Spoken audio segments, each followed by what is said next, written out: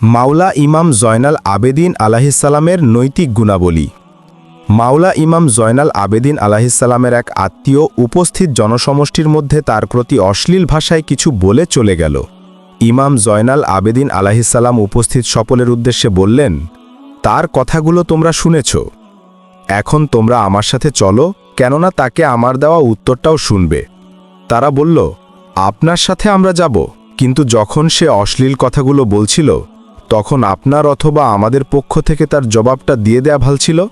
ইমাম জয়নাল আবেদিন আলাইহিসসালাম তাদের সাথে নিয়ে অশ্লীল বাক্য ব্যবহারকারী লোকটির বাড়ির দিকে গেলেন। যেতে যেতে রাস্তায় ওই আয়াতটি, যে আয়াতটিতে মুমিনদের অতি প্রশংসনীয় কিছু আচরণের উল্লেখ আছে, পাঠ করলেন। যারা ক্রোধ সংবরণকারী ও জনগণের ক্ষমাকারী, তারা নেককার বা সৎকর্মশীল, আর আল্লাহ রাব্বুল আলামিন তাদেরকে পছন্দ করেন। ইমাম জয়নাল আবেদিন আলাইহিসসালামের সঙ্গী সাথীরা প্রথমে অন্যরকম ধারণা করেছিল, কিন্তু পরে তারা বুঝতে পারল যে ইমাম জয়নাল আবেদিন আলাইহিসসালাম প্রতিশোধ নেওয়ার জন্য যাচ্ছেন না। তিনি ওই লোকের বাড়িতে পৌঁছে তাকে খবর পাঠালো যে আলী বিন হুসাইন এসেছে। তিনি প্রতিশোধ নিতে এসেছেন এই ধারণায় ওই লোক নিজেও ঝগড়া বিবাদের জন্য তৈরি হয়ে আসলো।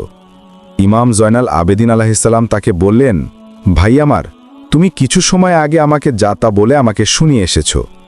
তুমি যা বলেছ যদি আমার ভিতরে তা থেকে থাকে, আল্লাহর কাছে চাইব তিনি যেন আমাকে ক্ষমা করে দেন, আর ওইগুলো যদি আমার ভিতরে না থেকে থাকে তাহলে আল্লাহর কাছে চাইব তিনি যেন তোমাকে ক্ষমা করে দেন। ইমাম জয়নাল আবেদিন আলাইহিসসালামের বিশাল নমনীয়তা তাকে লজ্জিত করল। এগিয়ে এসে ইমামের কপালে চুমু দিয়ে বলল, যা কিছু বলেছি তা আপনার ভিতরে নেই, বরং স্বীকার করছি যা কিছু বলেছি নিজেই সেগুলোর যোগ্য। আল্লাহু আকবার। আল্লাহ আপনি সবাইকে সঠিক বুঝ দান করুন। আমিন।